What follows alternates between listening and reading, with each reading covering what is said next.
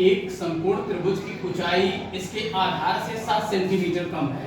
यदि कर्ण 13 सेंटीमीटर का हो तो अन्य दो भुजाएं ज्ञात कीजिए। तो पहले तो हमें आधार पता नहीं तो हम मान लेंगे, माना आधार कितना है आपका a। अब इसके बाद कह रहा है कि ऊंचाई 7 से मतलब त्रिभुज की ऊंचाई इसके आधार से 7 सेंटीमीटर कम है। तो ऊंचाई कितनी हो जाएगी आपकी a माइनस 7 सेंटीमीटर।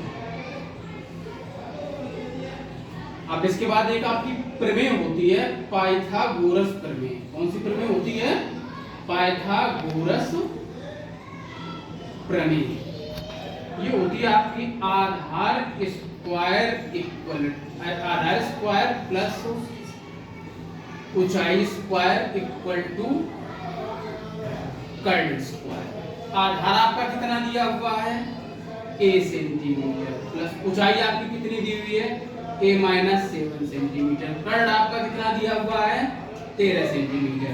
अब इन्हें सोल्व कर दो, यानी a स्क्वायर ये a माइनस b का होल स्क्वायर हो जाएगा। तो a square plus b square minus 2a equal to 13 का स्क्वायर करेंगे तो आपका आ जाएगा 169।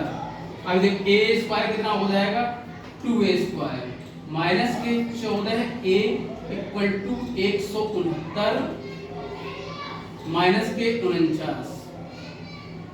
अब ये कितना बचेगा जाके आपका 2a स्क्वायर माइनस के 14a इक्वल टू ये आपका 0 बचा जाके और ये आपका जो बचा 120 समथिंग है ना। अब आ जाओ इधर 2a स्क्वायर माइनस के 14a और माइनस के 120 इक्वल टू 0। अब 2 से भाग कर दो, a स्क्वायर माइनस के 7a और माइनस के 60 इक्वल टू 0। 60 के ऐसे फैक्टर करो कि इनका मल्टीप्लाई करो दो नंबरों का तो 60 हो जाए, उन्हीं को से जोड़ घटा दे तो 7 बचे। तो 12 पंचे 60, 12 में से 5 गया, कितना बचा जाके 7। तो a स्क्वायर माइनस के 12a प्लस के 5a माइनस के 60 इक्वल टू 0। a ले लो इससे कॉमन, तो a माइनस के 12 इससे 5 ले लो कॉमन, तो a माइनस के 12 इक्वल टू 0। अब देखो एक में कितना आ जाएगा आपका a माइनस के 12, दूसरे ब्रैकेट में आ जाएगा a प्लस 5 इक्वल टू 0। यदि कर दो, यदि a माइनस 12 इक्वल टू 0 तो a इक्वल टू 12 है।